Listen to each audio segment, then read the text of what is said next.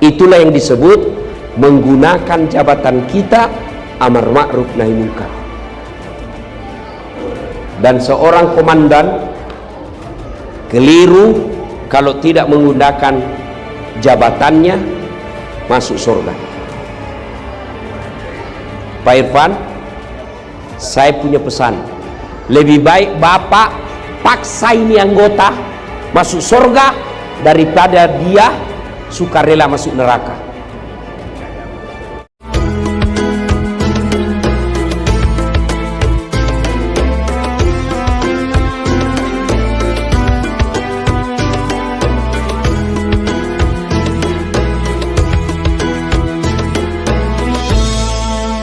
Adik-adik sekalian ini yang gundul-gundul, kamu salah kalau mau kaya masuk tentara. Ibu-ibu, Bu, ibu salah milih jodoh kalau mau kaya. Tapi percayalah, dengan tentara Bapak Ibu, suamimu tentara, Bapak pekerjaan tentara, tidak akan miskin. Iya. Tapi susah kaya. Boleh kaya, boleh minta pensiun dini jadi pengusaha. Jadi tentara, sudahlah. Kalau tentara itu tanggal 1 sampai tanggal 10 makannya apa? Sari laut. Tanggal 11 sampai 20 makannya apa? Sari mie. Turun sedikit. Tanggal 21 sampai 30 saridon, obat sakit kepala. Gaji habis, cicilan belum lunas. Tapi saudaraku, soal kaya bukan soal banyaknya uang, tapi soal pandainya kalian bersyukur. Supaya kalian pandai bersyukur ya. Adik-adik ini tentara, boleh enggak kalian pakai baju seperti saya? Nah, adik-adik prajurit, boleh enggak pakai baju seperti saya? Boleh. Boleh pakai peci seperti saya? Boleh. Tapi boleh saya pakai bajunya Pak Kolonel? Boleh. Wah, ditangkap saya, Pak. Kenapa? Tentara palsu. Itulah rezeki kalian, tentara. Masih ingat waktu mendaftar? Masih? Berapa orang yang kalian kalahkan? Ratusan. Dan saudara-saudara sekalian yang ceramah di sini sekarang, saya pernah cita-cita jadi akabri. Daftar saya Jalan Garuda, Makassar, depan kantor Pertamina. Saya pergi daftar, tidak lulus. Kenapa? Ceper. Makanya saya tadi lihat ada juga tentara pendek-pendek ini. Mirip-mirip aja tinggiku ini Ya, saya protes kepada Allah waktu itu. Ya Allah, kenapa kau lahirkan saya dalam keadaan pendek? Kau tidak rugi jadi Tuhan kalau kau tambah 1 senti. Teman saya, komandan, lulus. Dia polisi. Sekarang dia, kalau di sini tentara letkol, dia AKBP, reserse, pakai baret merah, Polda Sulawesi Barat. Saya lulus jadi ustadz karena gagal jadi akabri, pakai baret putih. Tapi alhamdulillah, dengan baret putih yang saya pakai, mulai baret merah sampai Kopassus, kucaramai kau semua. Berarti jangan pernah sangka buruk dengan apa yang Allah kasih kalian. Waktu mendaftarkan mau semua jadi tentara, ya toh? Tapi ada temanmu yang tidak lulus. Itulah rezeki.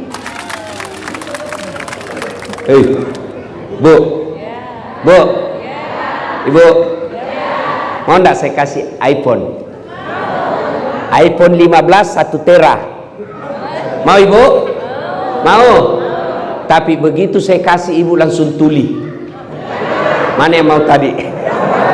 Ya toh? Berarti yang mahal bukan handphone, yang mahal telinga.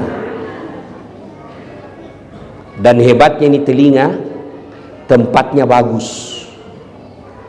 Pernah enggak Bapak Ibu bayangkan bagaimana seandainya telinga satu dibawa ketek? Halo, siap komandan? Di mana kau? Iya, dia komandan. Aku siap. Iya, maka kita ucapkan alhamdulillah. Alhamdulillah. Bu, iPhone 15 itu yang membuat dia mahal karena kameranya. Kamera ada namanya tele, lensa, itu puluhan juta harganya. Berarti yang mahal ini handphone, bukan kamera, tapi apa? Mata. Biar punya kamera lensa harga 100 juta tapi tidak bisa melihat, kau mau apa? Berarti yang mahal bukan handphone, yang mahal bukan lensa, yang mahal Allah kasih kita mata. Hebatnya lagi ini mata autofokus. Bapak lihat waktu pertama tadi kameraman saya pasang, itu udah putar-putar itu dulu. Kenapa? Mau dilihat fokusnya baik atau tidak. Karena kalau tidak fokus, suaranya ada, gambarnya kabur. Ibu, ini mata autofokus, tidak perlu kau putar-putar. Begitu buka, komandan, siap komandan. Bagaimana seandainya harus diputar? Di tembokan duluan maka sama musuhmu tuh baru kau putar. Wah. Iya toh? Hebatnya lagi nih mata, dia bisa bedakan mana istri, mana tetangga. Coba kalau nggak bisa dibedakan prajurit. Kenapa ini malam minggu dan lain? Ternyata Satpol PP. Maka kita ucapkan alhamdulillah. Alhamdulillah. Adek kenal Rizky Ridho? Ridho Rizky yang pemain bola kemarin, kenal? Tahu apa? Rizky Ridho. Kenal Lionel Messi? Kenal? Tahu? Itu gajinya Lionel Messi dikumpul kalian semua satu markas ini belum mengalahkan gajinya Lionel Messi 1 bulan. Apakah dia hebat? Bukan. Karena Allah kasih lutut yang bisa bengkok. Mana bisa Lionel Messi jago kalau lututnya tidak bisa bengkok? Masa main bola begini?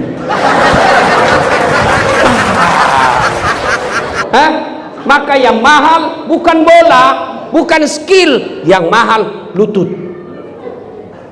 Begitu juga kalian tentara. Saya yakin komandan kita Pak Kolonel Irfan tidak bakal jadi tentara, tidak bakal naik jadi jenderal kalau tiba-tiba lututnya tidak bisa bengkok. Maka tetap bersyukur dengan mengucapkan alhamdulillah. Saya tanya ibu-ibu nih, jawab dengan jujur. Bu, kenapa ibu bisa hadir di pengajian ini? Karena suamimu tentara. Iya toh? Coba kalau suamimu Satpol PP di luar, tidak boleh kau masuk di sini. Maka bersyukur dengan mengucapkan alhamdulillah. Tapi suamiku jelek Ustaz. Ya jodohmu, takdirmu itu. Kenapa? Karena kalau dia cakep, dia malu jalan sama ibu. Kenapa? Karena ibu juga jelek.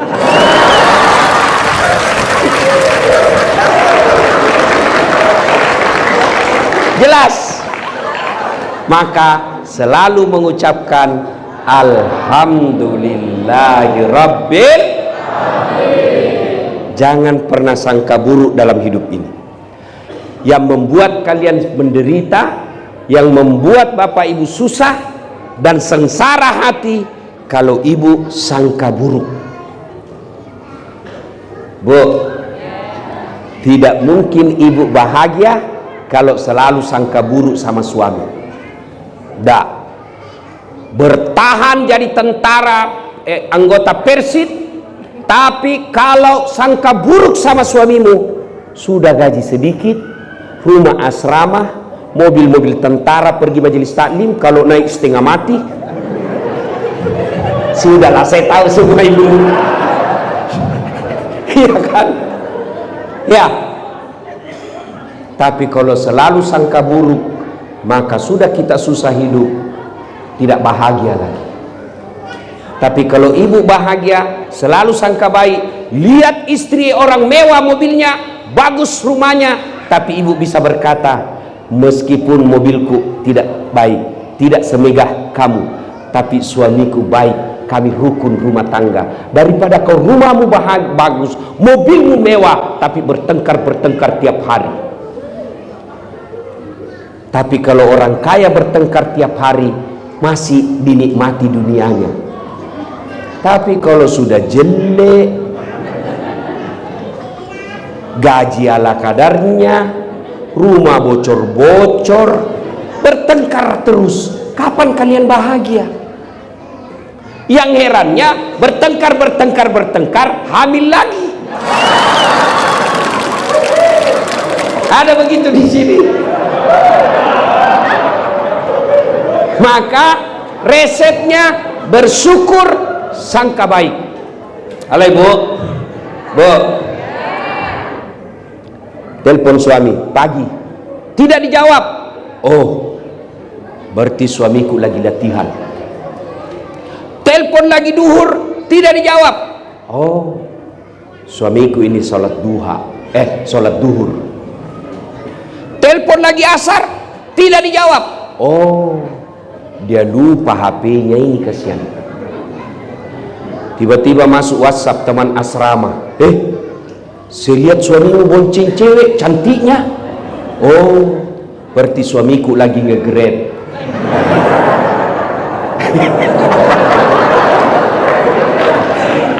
Tanda perasaan toh? Iya. Syukur, sangka baik. Ya. Insya Allah kalau selalu bersyukur, kaya kita pak. Kalau kita selalu sangka baik, bahagia hati.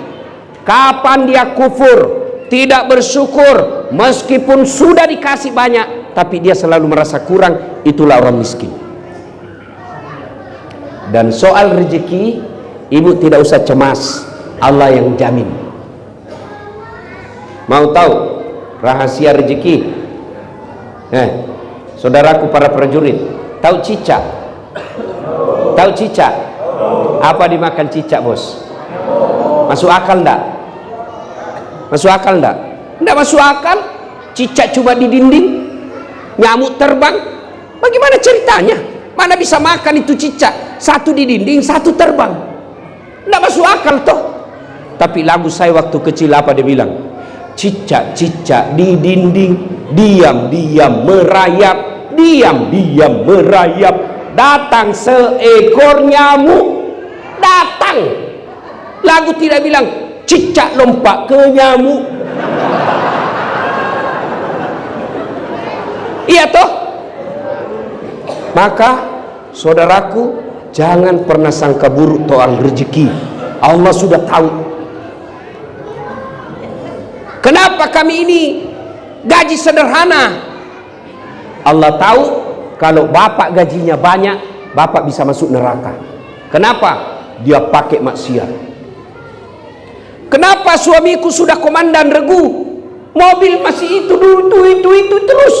Allah tahu kalau mobilnya suamimu baru, dia punya niat istri baru. Ya toh pak? Ya. Sudahlah, kalau tentara, mana ada tentara berani sama istrinya? Komandanmu. Dan bilang teman saya, sebenarnya kami ini tidak takut sama istri. Cuma ini istri sedikit-sedikit melapor sama istrinya komandan. Dan komandan juga takut sama istrinya. Kalau saya bu, saya tidak takut sama istri. Demi Allah saya tidak pernah takut sama istri saya. Cuma istri saya lebih berani dari saya. Ya, resep bahagia, syukur dengan merasa cukup. Yang kedua, sangka baik. Sangka baik. Kenapa saya sudah sekolah, sudah pendidikan, sudah layak, fisik baik, kok saya tidak dikasih jadi komandan? Allah tahu kalau kau komandan, kau tidak mampu memikul tanggung jawabmu. Sangka baik, maka pasti bahagia. Ya. Nah, Bapak saudara-saudara sekalian, berikutnya, itu poin pertama, selalu bersyukur kepada Allah. Nah sekarang bagaimana poin kedua? Bagaimana cara bersyukur? Bagaimana cara bersyukur? Satu, syukur dengan mengucapkan hamdalah. Alhamdulillahi Rabbil Alamin. Cuma kalau ucapkan hamdalah, jangan buru-buru. Anakmu lulus, Alhamdulillahi Rabbil Alamin, pasti ada bekasnya. Kecelakaan pesawatnya suami, tapi suamimu selamat, Alhamdulillahi Rabbil Alamin, pasti berbekas. Ada mutasi, tapi suamimu baik mutasinya, Alhamdulillahi Rabbil Alamin. Jangan ucapkan hamdalah tidak jelas cara ucapkannya, buru-buru dan seperti makan pisang goreng panas.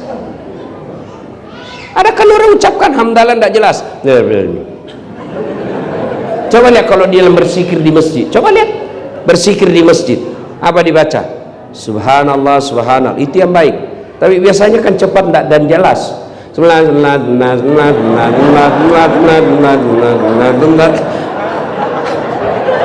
Kau ketawa karena membayangkan dirimu semua toh.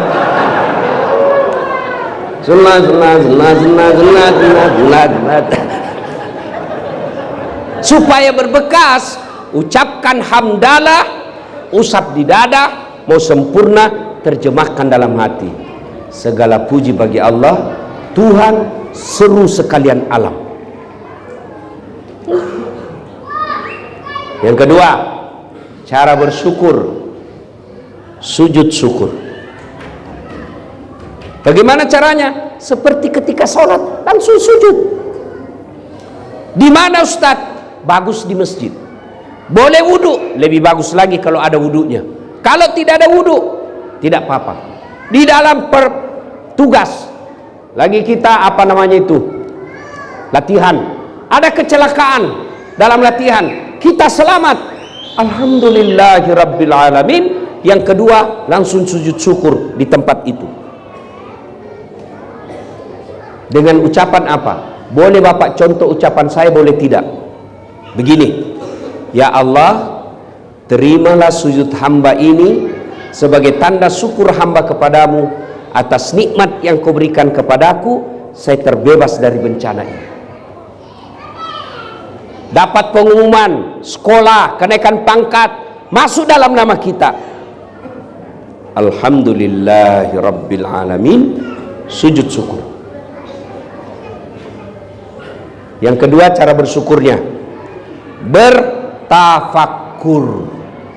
Apa itu bertafakkur? Evaluasi diri. Gimana caranya? Saya lulus jadi tentara, maka cara bersyukur yang keduanya, saya gunakan baju tentara saya, amar ma'ruf nahi munkar. Saudaraku para prajurit, kalau saya ceramah, jangan mabuk, jangan minum hamar. Anak muda jengkel, dia kasih kempes ban motorku. Tapi kalau kalian tentara melihat ada mengedarkan minuman dengan baju yang kalian miliki, adakan operasi penangkapan minuman itu, jauh lebih besar efeknya daripada kami yang hanya lisan. Itulah yang disebut menggunakan jabatan kita amar ma'ruf nahi munkar. Dan seorang komandan keliru kalau tidak menggunakan jabatannya masuk surga. Pak Irfan, saya punya pesan, lebih baik Bapak paksa ini anggota masuk surga daripada dia sukarela masuk neraka. Dengar, lebih baik kalian dipaksa masuk surga sama-sama daripada sukarela masuk neraka. Apa maksudnya? Komandan bilang pengumuman, selama di markas ini, kalau kalian muslim, masuk waktu duhur, datang jamaah di masjid. Kalau saya tidak dapat, suruh push up kau hitungan Belanda. Tahu push up hitungan Belanda? Tahu? 1. Komandan bilang 1. Komandan cerita. Nah. 2. Itu namanya dipaksa masuk surga. Itu juga kalau komandannya masuk masjid. Kalau komandan tidak masuk masjid, susah. Maka itulah yang saya istilahkan, kalian harus dipaksa masuk surga daripada sukarela masuk neraka. Coba kalau saya, Pak, ayo saudara-saudara sekalian prajurit, markas apa? 1. Grup TKTPA 1. Ayo mari berjamaah. Tidak ada yang datang. Tapi begitu Pak Irfan katakan semua pasukan muslim datang berjamaah, belum azan sudah ada di tempat, Pak. Itulah yang disebut menggunakan jabatan untuk ngajak orang masuk surga. Dan kalau kami masuk surga, para ulama masih ngantri, Pak. Kenapa ngantri? Banyak anggota ulama Indonesia masuk surga, masih ngantri toh, Pak. Ulama Jawa Timur, ulama Jawa Barat, ulama Sulawesi Selatan, ulama NU, ulama Muhammadiyah, ulama MUI masuk surga, tapi ngantri. Tapi begitu malaikat mengatakan, komandan regu 1, grup 1, Kopassus, silakan masuk surga. Tidak perlu ngantri, sendiri Pak Irfan. Kenapa? Tidak ada saingan. Iya toh? Maka saudaraku, kalian diberikan amanah sebagai komandan. Cara bersyukurnya, jadikan komandan pangkat jabatanmu mengajak orang amar ma'ruf nahi munkar.